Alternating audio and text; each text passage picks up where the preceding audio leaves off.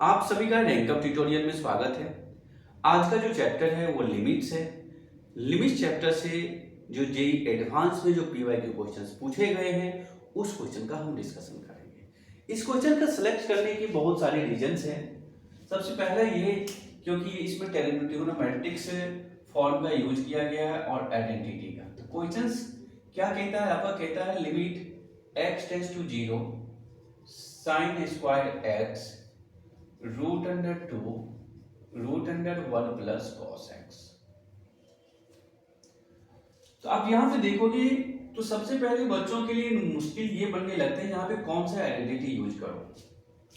तो 1 plus cos theta अगर आपको दिखता है तो आप लिखते हो 2 कॉस स्क्वायर थीटा बाई 2 लिखते हो। और अगर आपको माइनस दिखता है तो आप इसको लिखते हो साइन स्क्वायर थीटा बाई 2 लिखते हो। यानी हाफ एंगल में 1 प्लस कॉस थीटा और 1 माइनस कॉस थीटा का सिर्फ और सिर्फ दो फॉर्मूला होता है आइडेंटिटी के फॉर्म में। तो हमें यहाँ पे प्लस का फॉर्म दिखता है तो क्यों ना हम यहाँ पे प्लस वाले फॉर्म को यहाँ पर यूज कर लो, क्योंकि मुझे तो आइडेंटिटी पता था तो मैंने आपको बता दिया। आप लोग भी आइडेंटिटी को अच्छे तरीके से उसको लर्न करके रखिए, दिमाग में उसको रखिए, इसको रूट में डालिए और रूट में जैसे ही इसको आप डालिएगा तो ये रूट से बाहर आकर के क्या निकलेगा, तो sine square x root under 2, यहाँ तो 2 को रूट में ही ये छोड़ देगा और स्क्वायर लगा हुआ है तो cos x बाई 2 बाहर आ जाएंगे। ध्यान से देखना भाई, क्योंकि छोटी छोटी मिस्टेक ही आपको बड़े गलती की ओर लेकर के जाएंगे। x tends to 0 sine square x। अब यहाँ पर आप देख करके क्या सोच पाए, इस डोमिनेटर वाले फॉर्म की मैं बात कर रहा हूँ। डोमिनेटर में आप अगर अच्छे से ध्यान दोगे तो आपको रूट 2 कॉमन होता हुआ दिखता होगा। नहीं दिख रहा है तो आप देख लो, फिर से आप ध्यान से देखोगे तो कहोगे सर ये तो कांस्टेंट टर्म है जिसको मुझे पीछे लिखना चाहिए। हाँ आप लिख सकते हो, आपके पास ये पूर्णतः आजादी है। चलो 1 माइनस कॉस थीटा, आप इसको ऐसे पढ़ोगे 1 माइनस कॉस थीटा, थीटा यहाँ पर हाफ के एंगल के फॉर्म में, तो 1 माइनस कॉस थीटा क्या लिखोगे तो 2 साइन स्क्वायर, एंगल जितना होगा उसका आप हाफ करते हो।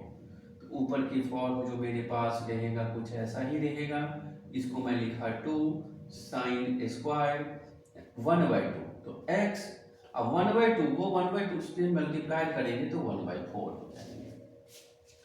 अब आप देखोगे इसको भी बाहर निकाल लोगे, जैसे ही इसको बाहर निकालोगे तो इधर आपका मिल जाएगा 2 root 2 limit x tends to 0। ऊपर वाले फॉर्म की बात करोगे तो कुछ ऐसे फॉर्म है, नीचे की बात करोगे तो साइन स्क्वायर x बाई 4।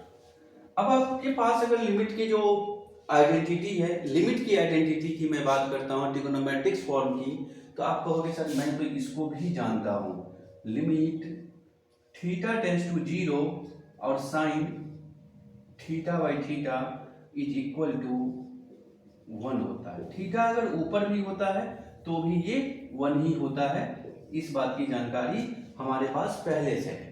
तो मुझे साइन दिख रहा है, अगर मैं इस साइन के नीचे यानी ये जो एंगल है अगर इसको मैं इस फॉर्म में कन्वर्ट कर लूं, मेरी बात को ध्यान से सुनना, साइन मेरे पास ऊपर है, अगर मैं इस साइन के यानी नोमिनेटर वाले साइन के नीचे में अगर x ला के दे दूं, x ला के रख दूं तो मैं उसको 1 लिख सकता हूं। प्रॉपर्टी है तो प्रॉपर्टी का मुझे यूज करना चाहिए ना, प्रॉपर्टी लिखाई क्यों जाते हैं तो उसका यूज करने के लिए। तो ध्यान से फिर से सुनोगे, रास्ते से भटकना मत, ऐसे मत सोचने लगना जो यहाँ हाफ एंगल के फॉर्म में तो उसको भी एंगल के फॉर्म में लेके चले जाऊं, दोनों कट जाएगा फिर जाकर के मैं कुछ लिखूं, तो ऐसे में सॉल्व नहीं होगा। आप पूरी दुनिया घूमते रह जाओगे, फिर रास्ते में पता चलेगा भैया मैंने ये तो गलती कर बैठा हूं। चलो लिमिट की मैं बात कर रहा हूं, लिमिट की प्रॉपर्टी में आ जाता हूं। स्क्वायर फॉर्म में अपने मन से आप कोई भी वर्ड यहां लिख नहीं सकते हो। हाँ इतना मैं कर सकता हूं एक्स स्क्वायर से इसको मल्टीप्लाइड किया तो एक्स स्क्वायर से इसको मैं डिवाइड कर सकता हूं। इसमें से एक एक्स स्क्वायर मैं इसको दे दूंगा और एक मैं इसके पास छोड़ दूंगा। तो फिर जब मैं इसको और इसके पास छोड़ता हूं तो मेरे पास, ध्यान से देखना, लिमिट की प्रॉपर्टी में यहां भी ऑपरेशन जो फंडामेंटल कॉन्सेप्ट होता है मैं उसका यूज कर रहा हूं। नोमिनेटर में अलग लिमिट लगा रहा हूं, डोमिनेटर में अलग सा लिमिट लगा रहा हूं। अगर जिनका फंडामेंटल कॉन्सेप्ट भूल चुके हैं तो पहले आप उस फंडामेंटल कॉन्सेप्ट को भी आप पढ़ें। तो यहां देखिए ये स्क्वायर फॉर्म ऊपर रहेगा, नीचे की बात करते हैं तो साइन स्क्वायर x/4 दिखेगा। अब बहुत सारे बच्चों को दिमाग में आ गया होगा जो इसको मैं 1 लिख सकता हूं, यानी इस पूरे टर्म को मैं 1 लिख सकता हूं, और ऐसा इसलिए लिख सकता हूं क्योंकि ये भी स्क्वायर फॉर्म में है, ये भी स्क्वायर फॉर्म में है, तो मैं इसको, इसका पूरे का मैं होल स्क्वायर कर दूंगा तो 1 मिलेगा। तो 1 का स्क्वायर कितना होगा, तो 1 ही होगा। तो मैं उतना लंबा नहीं करूंगा मैं वीडियो को, क्योंकि आप लोग बोलोगे फिर लंबा हो रहा है, तो इसीलिए मैं इसको डायरेक्टली 1 लिख देता हूँ। अब यहाँ की बात आ रहे हैं तो यहाँ पर तो एंगल इक्वल था तो आपने 1 लिख लिया, यहाँ पर एंगल इक्वल नहीं है तो इसका मतलब मुझे पहले इसका एंगल इक्वल करना होगा। तो एंगल इक्वल करने के लिए क्या करें, तो क्योंकि इसके नीचे में 4 है, तो 4 है तो आपको क्या करना होगा, अगर इसको मान लो 16 से मल्टीप्लाइड 16 से डिवाइड कर दीजिए और फिर यहाँ पर आ जाइए, क्योंकि 4 का स्क्वायर भी तो करना होगा। इसका आप स्क्वायर करोगे तो कितना होगा, तो 16 होगा। तो इस तरीके से आप दिमाग लगाओगे मुझे कितना से मल्टीप्लाइड करना है, कितना से डिवाइड करना है, इस चीज को आप ध्यान रखोगे। अब यहाँ पे देखो इस 16 को, इस पूरे 16 को आप, इस वाले 16 की मैं बात कर रहा हूँ, इसको आप पीछे निकाल सकते हो। थोड़ा सा मैं टॉप पेज पर लिख देता हूँ, ठीक है। जब आप इस 16 को बाहर निकालते हो तो 1/2√2 इंटू 16 और इधर आपका लिमिट x टेंस टू 0। यहाँ पे देखो x/4 का होल स्क्वायर, नीचे की बात कर रहा हूँ तो साइन स्क्वायर x/4 पहले हो गया। अब इसको काटोगे तो यहाँ तो 8 दिखेगा, तो 8/√2 limit x tense to 0 x/4 और साइन x/4, इस पूरे का आप होल स्क्वायर कर दो, ठीक है।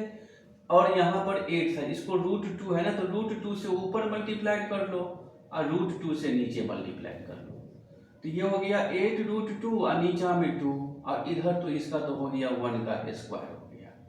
तो इसको काटोगे तो ये 4 आएगा, तो 4√2 इंटू 1 इज इक्वल टू 4√2। अब ये मतलब मैं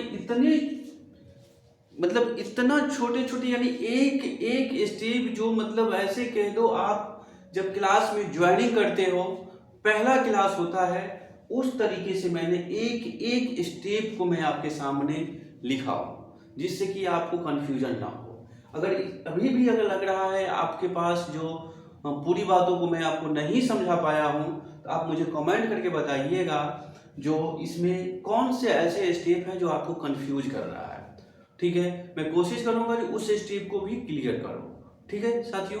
हमारी मुलाकात आपसे अगले वीडियोज में होगा एक अगले PYQ क्वेश्चन के साथ। तब तक आप मुझे दीजिए इजाजत। जय हिंद,